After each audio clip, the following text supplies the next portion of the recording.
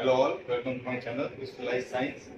So this will be the continued lecture of chapter number 1, that is chemical reactions and equations. Right? Yesterday we have studied how to balance the chemical reaction. We have also seen what is the characteristics of chemical equations.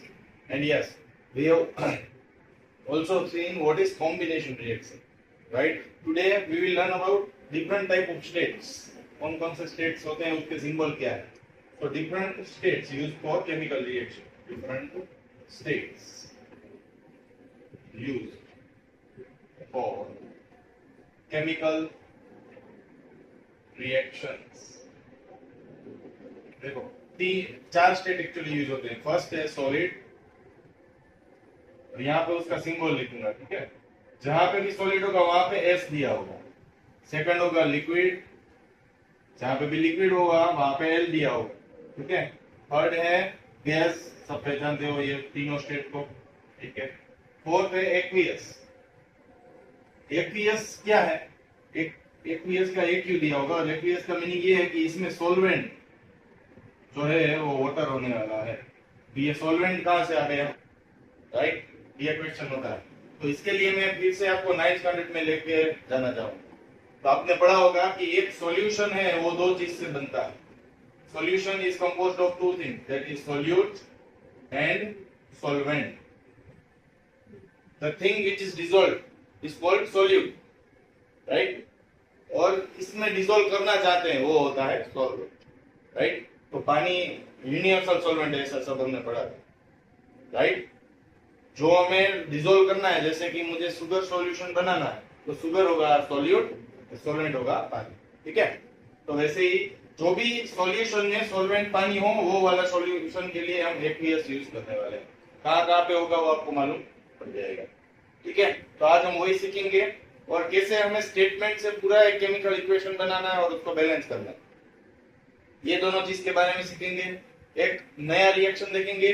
जो photosynthesis process को पहचानते हो, उसका reaction actual में क्या होता है वो देखेंगे. ठीक है. So let's start.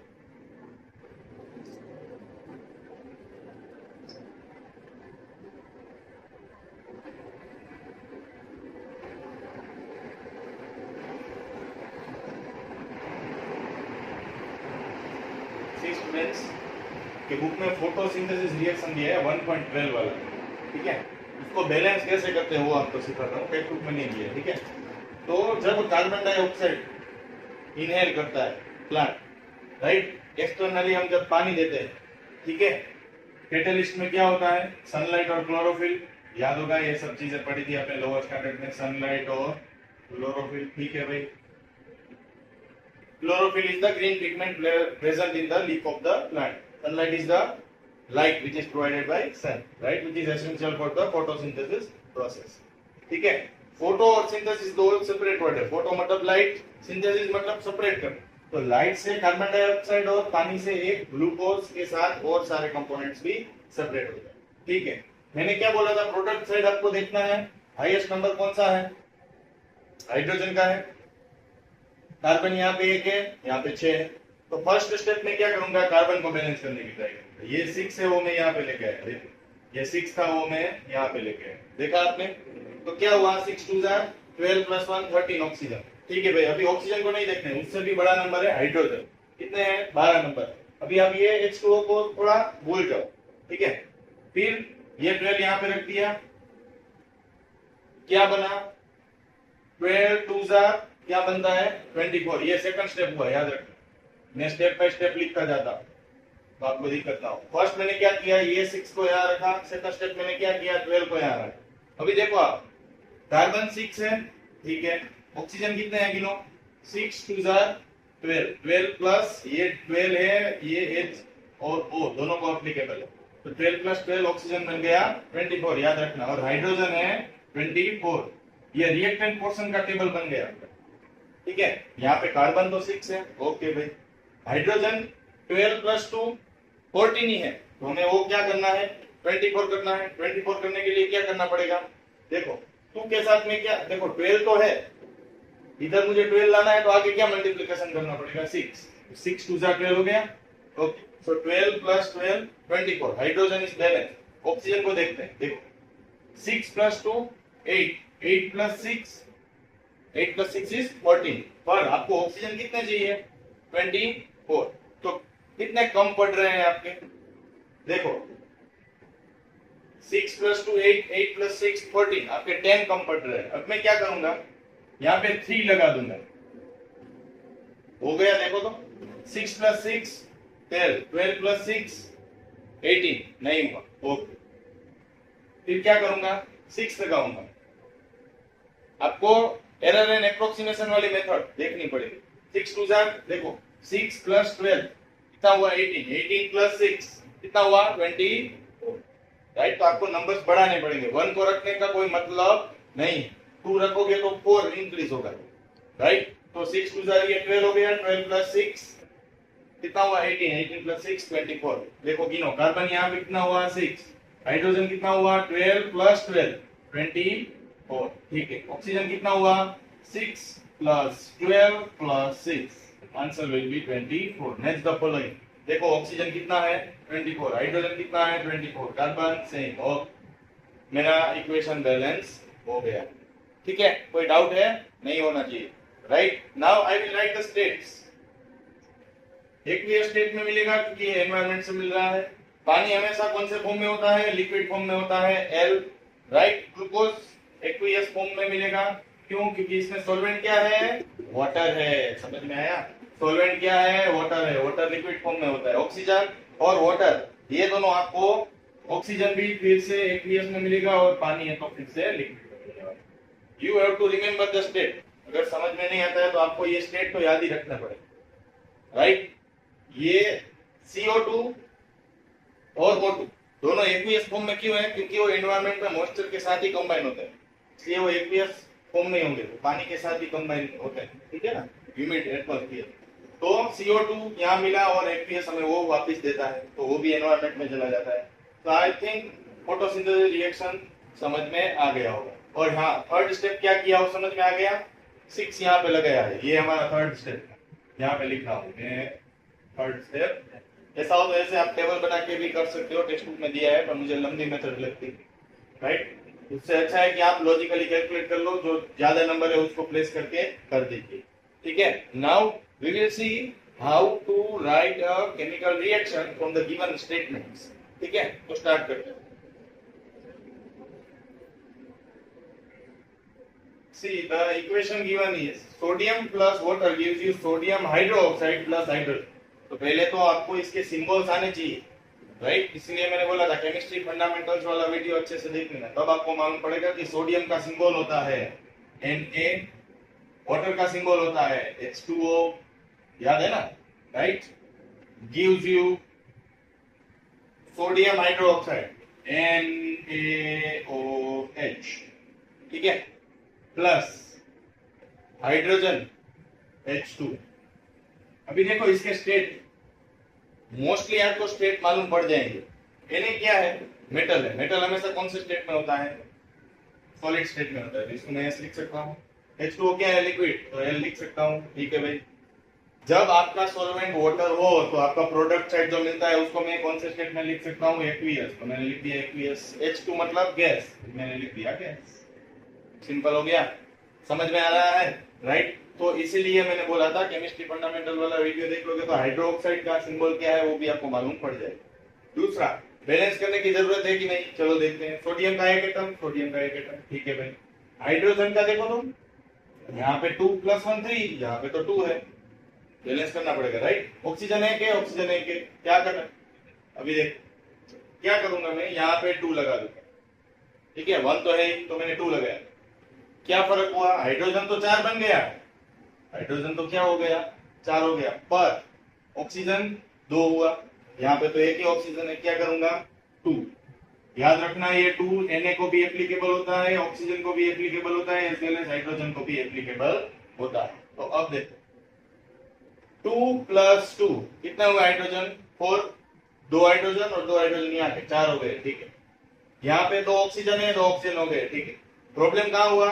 Na को भी 2 मिला, तो यहाँ पे 2 लगा दो, हो गया balance. Yes, it is completely balance. You can see sodium के 2 एटम है प्रोडक्ट साइड, रिएक्टेंट के 2 एटम है, 4 hydrogen reactant side, 4 hydrogen product side, 2 oxygen reactant side, 2 oxygen product side. I think this equation is totally clear, right? Now we will see some of the question in which a big statement is given along with their state। इसमें state भी दिया है, तो आपको identify करना पड़ेगा कि ये कौन से स्टेट में है, ठीक है?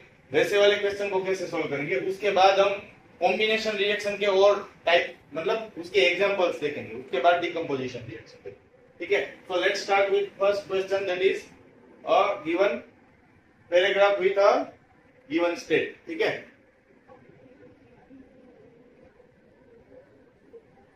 सी बिग क्वेश्चन इज गिवन, बड़ा सा क्वेश्चन है, आपको थोड़ा आइडेंटिफाई करना पड़ेगा। Solutions of barium chloride, solutions, देखो सॉल्यूशंस मतलब दो है, इसलिए एस लगाया है ग्रामर। बेरियम क्लोराइड और सोडियम सल्फेट दोनों सॉल्यूशन में, मतलब सॉल्यूशन है तो कौन सा स्टेट होगा, एक्वियस स्टेट। ये दोनों एक्वियस स्टेट में क्यों, क्योंकि वो पानी के साथ मिले हुए हैं, इन वाटर, इन वाटर देख रहे हो, तो इन वाटर है, उसका मतलब समझ जाना है, ठीक है? कि ये इसका स्टेट होने वाला है aqueous. React to give insoluble, insoluble मतलब पानी में मिलने वाला नहीं है, ठीक है? It gives you insoluble barium sulphate and solution of sodium chloride. Insoluble जो है उसको हम पीपीटी लिखेंगे, पीपीटी मतलब पावर पॉइंट प्रेजेंटेशन नहीं, पर्सिपिटेट बोलते हैं, पर्सिपिटेट, ठीक है ना?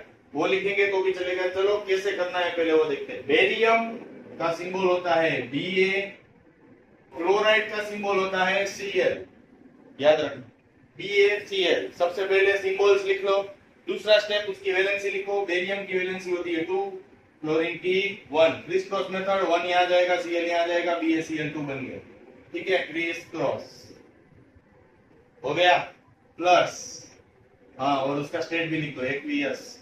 क्या लिखा है, sodium sulphate, sodium Na sulphate SO4।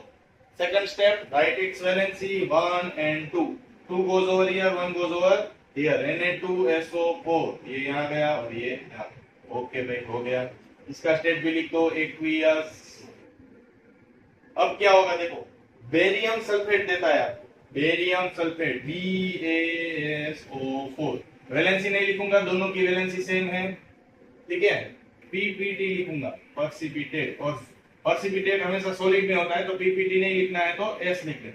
Insoluble है मतलब वो सॉलिड स्टेट में रहेगा। ओके स्टूडेंट्स, यहाँ से थोड़ा पावर कट हो गया था, इसलिए फिर से इक्वेशन पहचान दें। BaCl2 कैसे आया मालूम है, Na2SO4 ऑलरेडी डिस्कस। ये सॉलिड स्टेट में क्यों था, पर्सिपिटेट था इसलिए सॉलिड स्टेट में।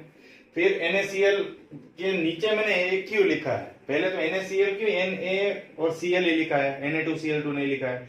Na और Cl दोनों की वैलेंसी है 1, राइट? AQ इसलिए लिखा है क्योंकि दिया है एक्वियस सॉल्यूशन NaCl का फॉर्मूला। ओके भाई, ये तो समझ में आ गया।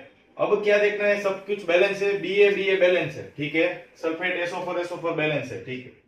मैं क्या देख रहा हूं, क्लोरीन के नीचे 2 है और Na के नीचे भी 2 है, तो ये दोनों कॉमन 2 का मैं यहाँ पे रखने वाला हूं एक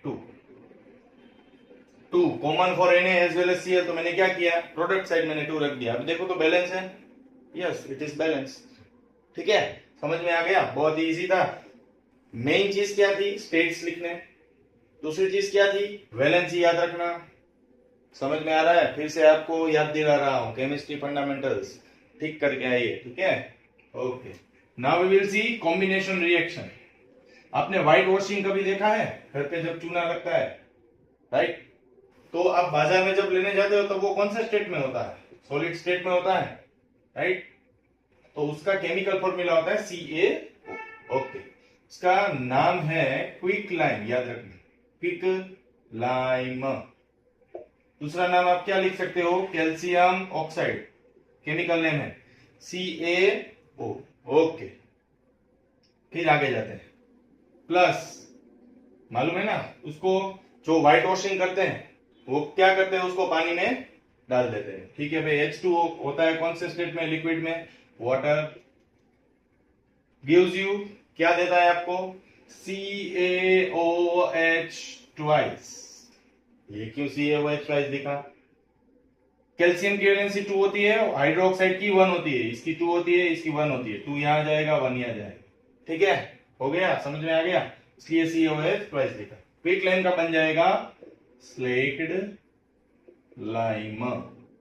ठीक है, एनी डाउट? नहीं होना चाहिए, राइट? ये कैसे फॉर्म हुआ समझ में आ गया? ओके, बैलेंस है देखो तो, कैल्शियम कैल्शियम बैलेंस है, H2 ऑक्सीजन 2 ऑक्सीजन 2 बैलेंस तो है। ओके ठीक है, तो ये रिएक्शन करने से हमें मालूम क्या पड़ा कि ये कौन सा टाइप का रिएक्शन है, A+B gives you C, ऐसा लग रहा है।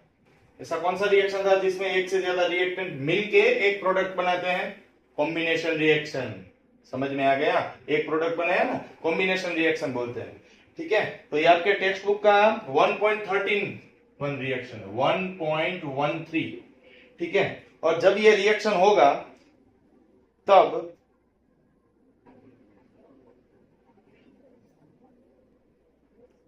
बहुत ज्यादा हीट एनर्जी, ये रिएक्शन में बहुत ज्यादा हीट एनर्जी रिलीज होने वाली है। हाँ, हीट एनर्जी रिलीज होगी। ठीक है, अब हम इसके बारे में ही बात करने वाले हैं, राइट? अब और एक हम कॉम्बिनेशन रिएक्शन देख लेते हैं। ठीक है, अभी देखो, कोल का नाम सुना है? कोल, कोलसा, राइट? उसके अंदर मेन कंटेंट क्या होता है जिससे हम कोल के टाइप्स भी निकालते हैं? कार्बन, यस, सही पहचान, प्लस ऑक्सीजन।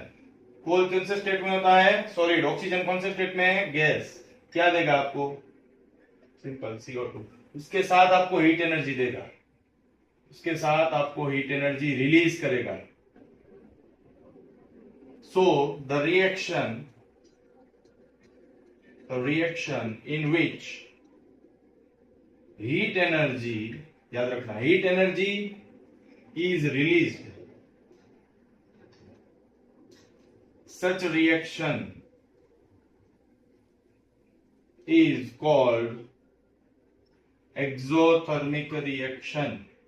exothermic reaction क्या बोलते हैं उसको? एक्सोथर्मिक रिएक्शन बोलते हैं।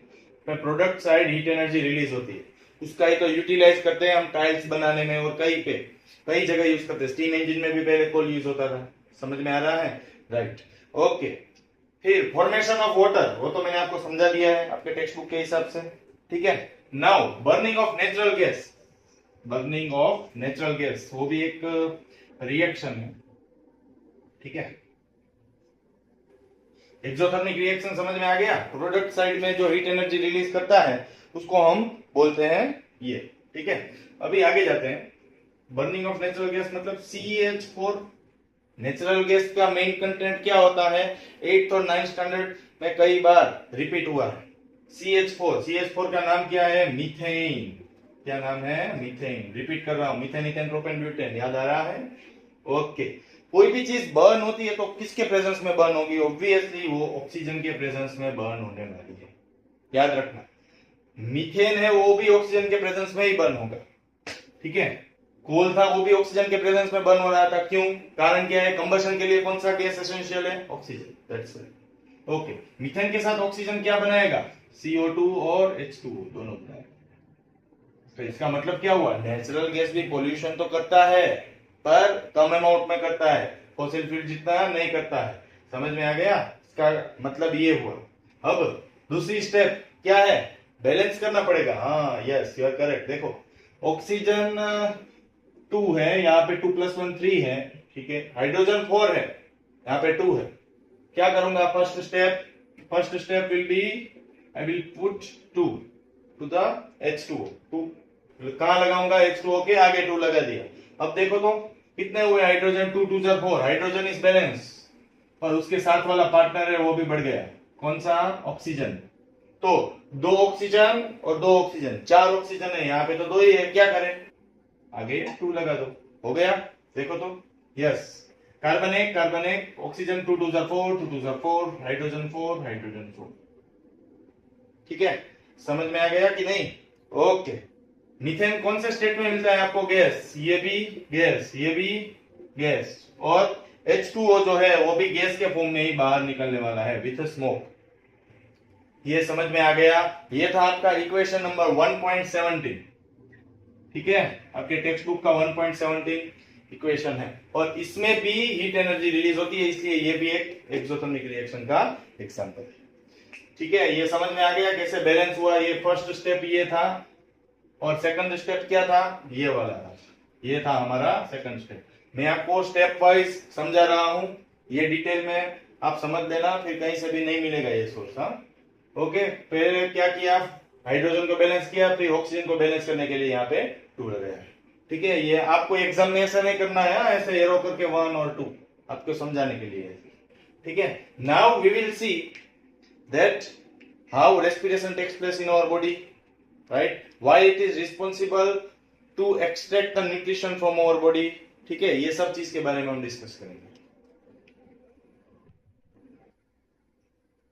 बहुत ही इंपॉर्टेंट टॉपिक है, इसलिए आईएमपी लिखा है। Do you know respiration is exothermic process. उसका मतलब क्या है कि भाई रेस्पिरेशन है वो भी एनर्जी रिलीज करता है। आपको मालूम है, तक मालूम नहीं होगा, आज मालूम पड़ जाएगा। ठीक है, तो हमारे बॉडी को क्या चाहिए, एनर्जी चाहिए। एनर्जी के लिए हम क्या करते हैं, फूड खाते हैं। ठीक है, वो फूड जो हम खाते हैं उसका मेन क्या प्रोसेस होता है जिससे उसमें से न्यूट्रिशन एक्सट्रैक्ट होते हैं, डाइजेशन। तो डाइजेशन क्या करता है actually, it converts food into simple substance. वो हमारे फूड को एक सिंपल सब्सटेंस में, बड़ा सा हम खाना खाते हैं उसमें से एक एक न्यूट्रिशन निकलता है। तो एक एग्जांपल लिया है मैंने कि भाई कार्बोहाइड्रेट है, उसमें मेन चीज क्या होती है, ग्लूकोज। ठीक है, तो ये हमें क्या मालूम पड़ा कि फूड जो है वो मेनली कौन से न्यूट्रिशन में कन्वर्ट होने वाला है, ग्लूकोज में। ग्लूकोज का केमिकल फॉर्मूला क्या है, C6H12O6। ठीक है, और ये ऑक्सीजन कहां से आया भाई, हमने रेस्पायर किया ना, इनहेलेशन किया ना, वहां से आया। हमने जो इनहेल किया ना वहां से ऑक्सीजन आया।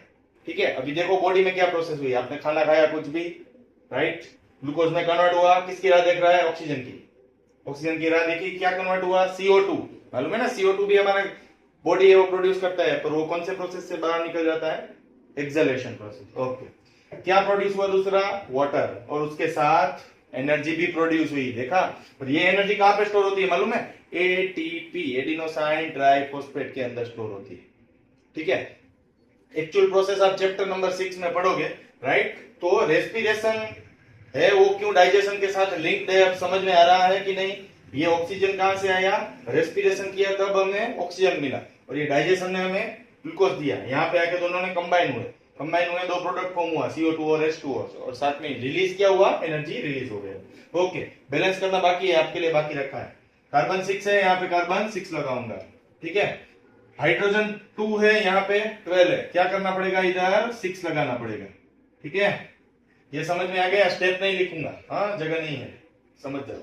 6 2 12, 12 प्लस 6 18। ऑक्सीजन कितना है, 6 प्लस 2 12। तो क्या करूंगा, 2 के साथ क्या मल्टीप्लाई करो तो मुझे यहाँ पे 18 मिल जाए। 6 मल्टीप्लाई करो तो हो जाएगा, देखो तुम, तो 6 प्लस 12 कितना हुआ, 18। ठीक है, 6 2 12, 12 प्लस 6 18, कंप्लीट। क्या किया, ये फर्स्ट स्टेप थे हमारे। ठीक है, क्या किया था, दोनों जगह 6 लगाए। क्यों लगाए, कार्बन को तो 6 बनाना ही था, हाइड्रोजन 2 था, उसको 12 बनाने के लिए मैंने 6 लगाया। यहां तक क्लियर। ओके, फिर ऑक्सीजन को भी देखना पड़ेगा ना, क्योंकि 6 है वो हाइड्रोजन और ऑक्सीजन दोनों के पास जाएगा। तो 6 2 12, 12 प्लस 6 18 हुआ। वो 18 बनाने के लिए मैंने यहाँ पे आगे 6 लगाया है, तो ये हुआ मेरा सेकंड स्टेप। चलो आपके लिए स्टेप भी लिखते हैं।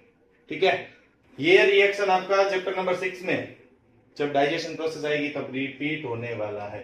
ये क्वेश्चन है वो 2 मार्क्स में पूछा जा सकता है, 3 मार्क्स में भी रिएक्शन पूछा जा सकता है। ये इसका आंसर है, आप स्टेटमेंट्स में लिख सकते हो, मैंने फ्लो चार्ट में दिया है।